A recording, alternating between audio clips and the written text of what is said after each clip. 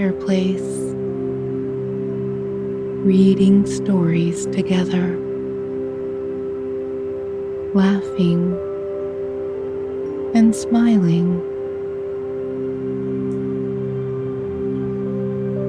Their melodic laughter rang in my ears as their smiling faces darted through my vision.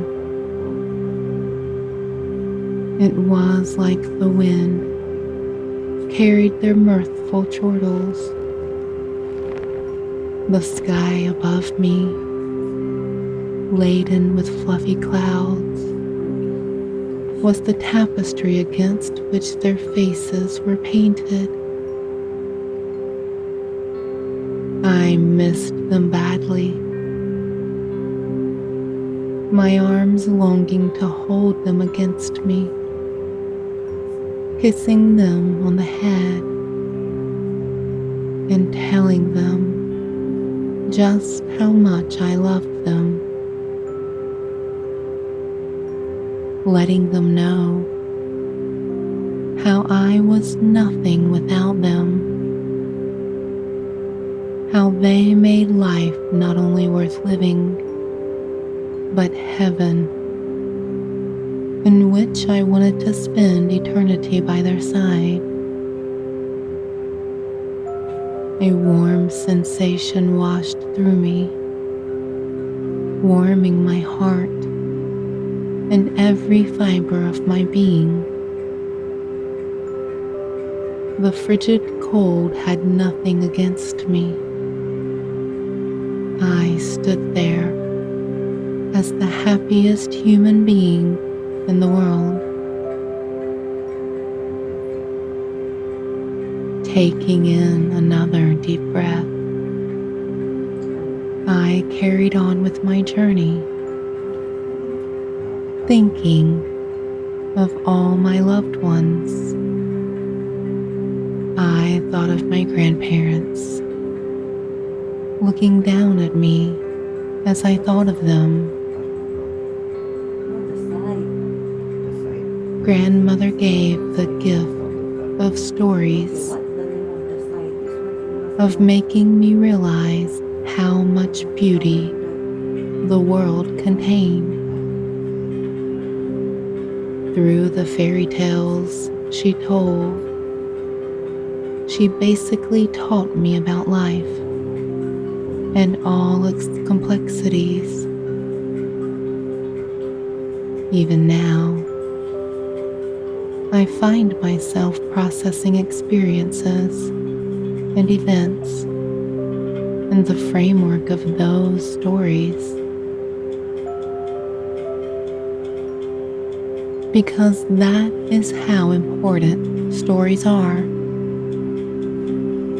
They are the little nuggets in which life finds its representation.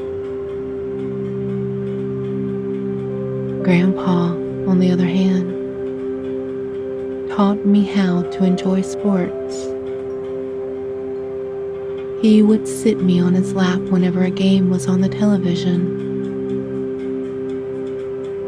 We would go into our little garden and play baseball. Grandpa would always encourage me to become better by applauding my every minor achievement. Whenever I got decent grades or did well in sports, he would ruffle my hair and say, "That's my little guy," and take me out for ice cream and hamburgers. But it wasn't just that. He was always there for me through difficult times. Whenever I felt down for some reason,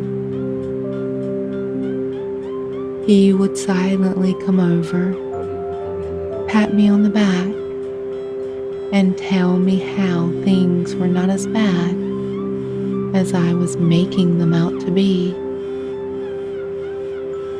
He would also explain how making mistakes and wrong choices were necessary to become a better version of ourselves.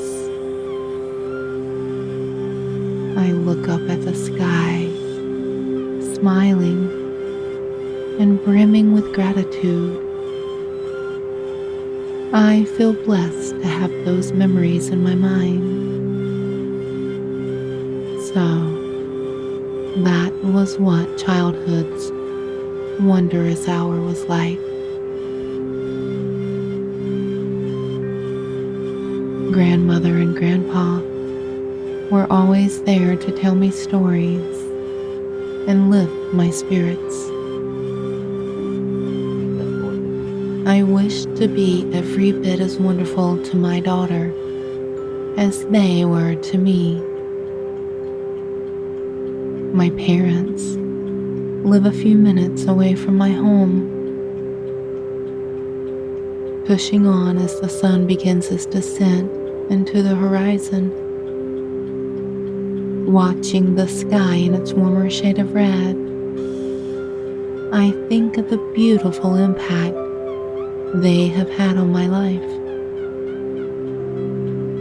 Mother is a retired school teacher who taught kindergarten and makes the best pancakes in the world. After Grandma left us, she took over to keep reading stories to me from books of fairy tales and myths.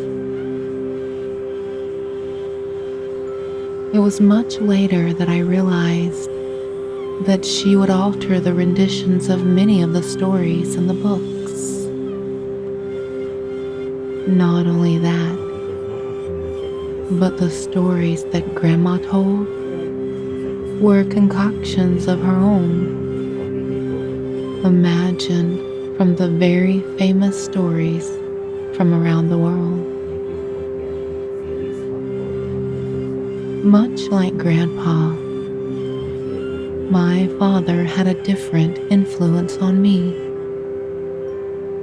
He taught me the value of hard work and doing an honest day's work. He was a hard-working man himself before retirement, working as a salesman to provide for our family. I hold them all at once in my heart. My parents, grandparents, my better half, and my loveliest angel. I thank God that He blessed me with all of them. For as a younger person, I had realized that family and loved ones were all that mattered in the end. Love's most outstanding achievement is to keep these bonds and ties strong. We must forgive one another, overlook our flaws, cherish the good things, and help each other become better with the power of love and selflessness. This is how I have spent my life. I hope my loveliest angel will do the same. My destination draws nearer as the sun all but disappears. Ever so faintly, the moon materializes above, that embodiment of all things tranquil and lovely. My beloved did not accompany me on this trip because she is not overly fond of exhausting hikes. But that's all right. There are things one must do for oneself only. I have been engrossed in finding magically beautiful places for many years. Reading through a travel guide, I stumbled across the description of an enchanting lake somewhere on these mountains. They said, despite the cold, the lake did not freeze over. Instead, fluorescent fishes were known to swim in it, flapping their tails.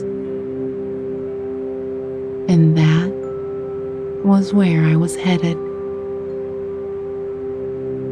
By now, the moon had come to dominate the sky. The snow acted differently under the moonlight as flakes captured the orb's radiance. The glistening was much more soothing and delightful now as the sky began to sprinkle more flakes. They collected over my fur coat as I walked on with my backpack slung over my shoulders. Up ahead was a cluster of trees, their shadows laid out over the snowy ground. A path meandered through them into the mountain's heart. According to what I had read, the lake was supposed to be through the course engulfed by snow-sprinkled trees. Once inside, I felt warmth under the still shadows of the canopies. By now, my back had started to strain, as did my shoulders. My tired body wanted to sleep, to spiral into the world of dreams. But my destination was still a little further away. All the things required to set up camp were in my backpack, so I was all prepared for the journey ahead. Walking through the path, I heard owls hooting their nocturnal songs in the trees. Their glowing orbs for eyes were etched into the darkness, looking out at me. I smiled at their gaze, happy to know I was not alone in this world of snow. Their hoots accompanied me all the way through the trees. Moonlight filtered through the leaves, embellished the ground. At long last, I arrived at the mouth of the woods on the mountaintop, the exit to it. Even from afar, I caught a glimpse of the lake. Never had I seen a more stunning shade of blue. My heart leaped for joy. Finally, I was out in the open, standing with the lake in my sight. Despite the star-spangled mantle that covered the sky, the fluorescent blue of the water dominated the tableau before me. My breath slowed down as I stood in awe. Indeed, blue fishes glowing beat their tails to propel themselves through the water. There was a stream that ended into the lake, another that meandered away downhill. From the glacier, way high overhead, came the water in the lake.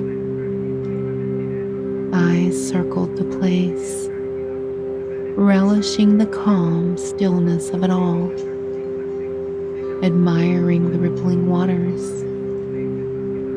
At long last, a great yawn escaped me as I stretched, feeling fulfilled and contented. Taking off my backpack, I scouted for the ideal spot to set up camp. Once I had done so and lit a fire on the portable stove, I warmed some milk and threw